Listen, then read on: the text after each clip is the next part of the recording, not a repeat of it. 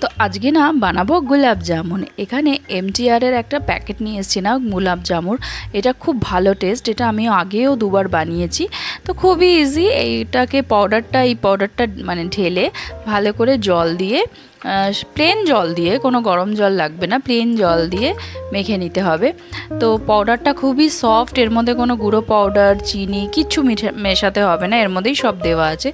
Just জল দিয়ে একটু একটু জল দেবে, এক গাদা জল না, প্রথমে একটু একটু জল দিয়ে দেখো একটা সফট এরকম একটা ডো তৈরি করে নেব।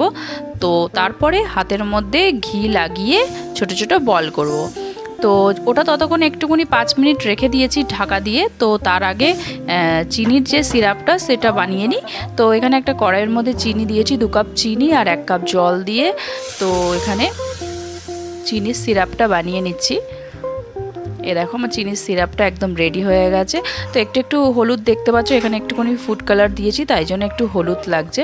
তো এখানে একটা এলাচ আর একটুখানি লবঙ্গ দিয়ে দিয়েছি, তো একটু সেন্টটা ভালো হবে, তো সেই জন্য এলাচের গন্ধ ছাড়বে, তাই জন্য দিয়েছি। দেখো চিনির সিরাপটা একটু ঘন ঘন হয়ে গেছে। তো এখানে আমি বসে পড়েছি গোল্লা করতে। তো দেখো এখানে একটুখানি ঘি নিয়েছি, তো ঘিটা একটুখানি প্লেটেও লাগিয়ে নেব আর একটু আমার হাতেও লাগিয়ে নেব। লাগিয়ে ঘি দিয়ে ছোট্ট ছোট্ট বল করব। এটা না এর আগেও আমি বানিয়েছি, তো সেই জন্য আমি জানি এটা না একদম ছোট ছোট করবে। বড় বড় করলে কি হয়, যখনই তেলে দেবে তখন অনেক বড় বড় ফুলে যায়, তো অনেক বড় বড় হয়ে যাবে, তো একদমই মানে বাজে হবে, রসটা ঢুকবে না ভেতরে। তো সেই জন্য দেখো আমি ছোট ছোট বল করেছি আর কতগুলো ল্যাংচা বানিয়েছি, ল্যাংচা শেপেও করেছি। তো এই যে আমার গোল্লাগুলো একদম রেডি হয়ে গেছে। সেই জন্য আমি আগে করেছিলাম, আমিও আগে বড় বড় বানিয়ে নিয়েছিলাম, সেই জন্য আমারটাও একদম মানে রস ঢোকেনি।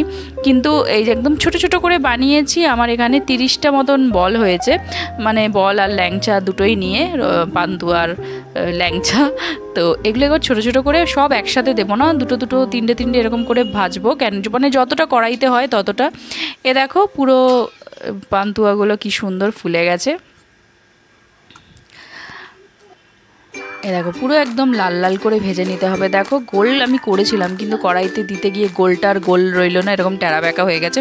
কিন্তু বিশ্বাস করো এর টেস্টটা একদম যেরকম আমরা দোকানে পান্তুয়া খাই বা গোলাপ জামুন খাই, পুরো একদম সেম ওরকমই টেস্ট ছিল। দেখো পুরো হয়ে গেছে, দেখছো বাকিগুলো ওইদিকে একটু মানে ভেঙে ভেঙে গেছে। তো এই যে আমার গোলাপ জামুন দেখো একদম রেডি, পুরো দোকানের মতন টেস্ট।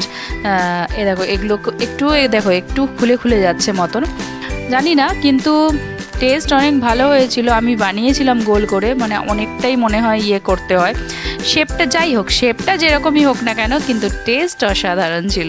দেখো আজকে বানিয়েছি, তো খুবই খেতে ইচ্ছা করছিল মিষ্টি, তো ভাবলাম যে এই গোলাপ জামুনই বানানো যাক। এই যে দেখো বানিয়ে নিয়েছি, একদম টেস্টি টেস্টি দোকানের মতন টেস্ট।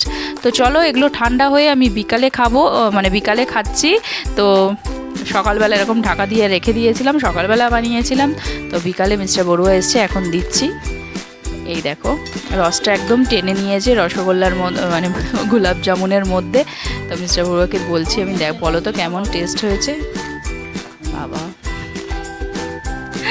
আমি বলছে একদম অপূর্ব, পুরো দোকানের মতো।